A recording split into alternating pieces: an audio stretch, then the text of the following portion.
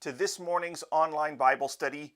Whether you're tuning in at Twitter or Periscope at BibleStudyCam, whether you're on Facebook.com/reflective Bible study, whether you're on YouTube at the Online Preacher, or even at the onlinepreacher.com/live, wherever you happen to be tuning in, whether it's one of those places or somewhere else, I want to welcome you to this morning's online Bible study.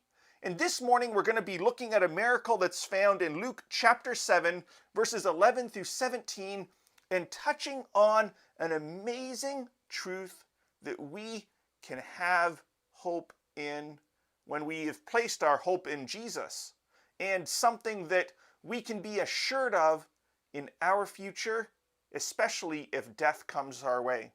So with that said, let's read this miracle, this passage, and discover what we can learn that can encourage and inspire us in our lives today with whatever we are facing. So I'm going to read from Luke chapter 7, and this is starting in verse 11, and I'm going to read from the New American Standard Bible. This is one of my favorite translations just because it keeps really close, or as close as possible, to the original text. It's a very word-for-word translation, but still quite readable. So with that said, verse 11, soon afterwards, he, and this is Jesus, went to a city called Nain, and his disciples were going along with him, accompanied by a large crowd. Now, as he approached the gate of the city, a dead man was being carried out, the only son of his mother, and she was a widow, and a sizable crowd from the city was with her. When the Lord saw her, he felt compassion for her and said to her, "Don't weep," or "Do not weep." And he came up and touched the coffin, and the bearers came to a halt. And he said, "Young man, I say to you, arise." The dead man sat up and began to speak, and Jesus gave him back to his mother. Fear gripped them all, and they began glorifying God, saying, "A great prophet has arisen among us, and God has visited his people." This report concerning him went out all over Judea and in all the surrounding district. Now there's a bunch of details in this event that just jump off the page at me when I read it. The first one that I want to draw our attention to this morning is in verse 13, where it describes Jesus as soon as he has seen her and has kind of assessed the situation. Verse 13 says, when the Lord saw her, and this is the widow, the mother, he felt compassion for her. That's the first thing that we see written. When Jesus saw this widow, who has just lost her only son, she's lost her husband, her son, and now she is essentially all alone and just burying her son. We don't know the circumstances or the situation that would have brought this widow to this place, but by all intents and purposes, it wasn't a good life that she was leading, that she was living, you could say. At least she wasn't doing anything necessarily bad or wrong. It's just life sucked for her, for lack of a better way of saying it. She'd lost her husband. She's now lost her son. And when Jesus saw her, the first thing he felt for her was compassion. And that's amazing to think about, because when Jesus looks down at our lives today, at your life and at my life today, we might be doing amazing. We might be feeling as though we're on top of the world, but it's also possible that we might be feeling horrible. We might be experiencing a ridiculously low point in our lives. We may have lost our jobs. We could have lost a spouse, lost a loved one to this virus. There's plenty of things that could have brought our lives down. The reasons in the world today that we could be struggling. And when Jesus sees this woman who has lost everything, the first thing or at least the first thing we read, is that he felt compassion for her. And then he said to her, "Do not weep." Now, on the surface, this sounds like a ridiculously insensitive thing. You've lost your husband, we don't know how long ago, and now you've lost your son, and Jesus is saying, "Do not weep." That would be the last thing you would expect somebody to say if they were being sensitive to the situation.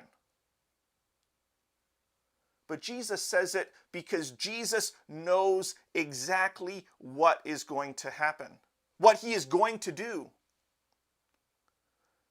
And what he is going to do is he's going to walk over, do the really politically incorrect thing for that time to do, and that's touch the coffin, stop the procession, and then Jesus raises up the young man. It would be like somebody today, and I don't recommend anybody doing this, but somebody today who sees a funeral procession that basically has a police motorcade that they're able to go through stoplights, and they basically, from the funeral home to the burial plot, it's basically a non-stop, just proceed with the procession, and everybody else pauses what they're doing as a sign of respect. And it would be like somebody today, or if Jesus was alive today, going up and seeing this procession and doing something that would cause this procession to stop. And it's crazy to think about, because just like it would be crazy for somebody to insist on stopping a funeral procession, a line of cars moving to a burial plot, to a graveyard, to where this person who has just died is going to be laid to rest. Where, just as though it would be crazy for someone to stop that line of cars, it was crazy for Jesus to stop this procession, taking this young man to his grave. Except that Jesus stops it knowing that resurrection is about to happen. Jesus knows exactly what he is going to do. And when Jesus calls this young man back to life, it's amazing, because Jesus then gives him back to his mother. And the next thing we read, this is verse 16, is that fear gripped them all. Everybody in the crowd following Jesus, every one of the disciples, every one of the people in the funeral procession, everyone in the town that was coming and supporting this woman, fear gripped them all. But the fear that gripped them all, one might say they were scared, and fear typically might be considered something that would draw you away from God, but it says fear gripped them all, and they began glorifying God. The fear that happened when they saw this resurrection was, you could probably say it was more awe than fear.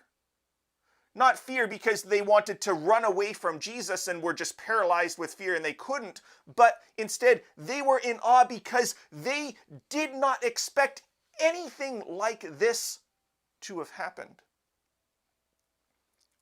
And this awe that they experienced prompts them to say, a great prophet has arisen among us, calling Jesus a prophet, a messenger, someone who is sent from God to them.